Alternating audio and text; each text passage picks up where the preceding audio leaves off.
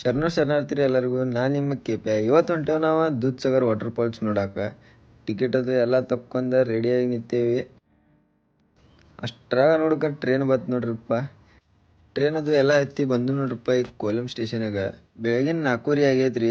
ಇಲ್ಲಿ ಬಂದು ಇಳಿದು ಒಟ್ಟ ನಿದ್ದಿಲ್ಲ ಏನಿಲ್ಲ. ಈಗ ಫ್ರೆಶ್ ಅದು ಆಗಿ ಚಾ ಅದು ಕುಡ್ದ ಟಿಕೆಟ್ ತೆಗಿಯಾಕ ನಂಬರ್ ಹಚ್ಚತೀವಿ. ಟಿಕೆಟ್ ಅದು ಎಲ್ಲ ಸಿಕ್ಕಿತ್ತು, ತೊಗೊಂಡು ಈಗ ರೆಡಿ ಆಗಿದ್ದೇವೆ. ಹೊಂಟು ನೋಡ್ರಪ್ಪ ಈಗ ಟ್ರ್ಯಾಕಿಂಗಿಗೆ.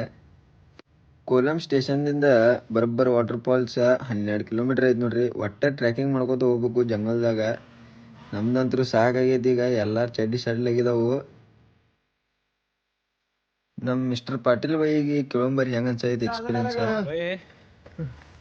ನಿಮ್ ತಿಂಡಿ ಏನೈತಿ ನೋಡು, ದೂದ್ಸಾಗರ್ ಬರು ತಿಂಡಿ ಒಮ್ಮೆ ಬಂದು ನೋಡಿ. ನನಗೆ ನೀವು ಬೈಲಿಲ್ಲ, ನಿಮ್ಮ ಟ್ರ್ಯಾಕಿಂಗ್ ಮಾಡೋ ನನಗೆ ನೀವು ಒಂದೊಂದು ಮಾತಿಗೆ ಬೈಲಿಲ್ಲ ಅಂದ್ರೆ ನಮ್ಮ ಅಪ್ಪಗ ನಾವು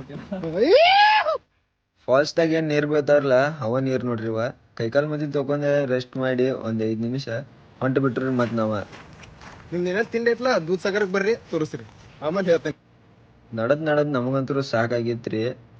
ಅಷ್ಟ್ರಾಗ ನೋಡ್ಕ ನಮಗೆ ದೂರದಿಂದ ಫಾಲ್ಸ್ ಕಾಣಿತು. ಮನ್ಸಿಗೆ ಒಂದು ಸ್ವಲ್ಪ ಸಮಾಧಾನ ಸಿಕ್ತು.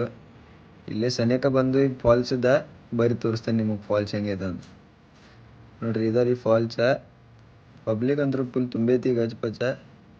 ಎಲ್ಲ ತಂತಿ ಅದು ಕಟ್ಟಿ ಫುಲ್ ಸೇಫ್ಟಿದಾಗ ಅದಾರ್ರಿ ಇಲ್ಲಿ. ನೀರಾಗಂತೂ ಹೋಗಕ್ಕೆ ಕೊಡೋದಿಲ್ಲ ನಿಮಗೆ, ದೂರಿಂದ ನಿಂತು ನೋಡೋದು. ಇದು ಒಂದು ವ್ಯೂ ನೋಡಾಕ 120 ಕಿಲೋಮೀಟರ್ ಟ್ರಾವೆಲ್ ಮಾಡ್ಕೊಂಡ್ ಬಂದೇವಿ.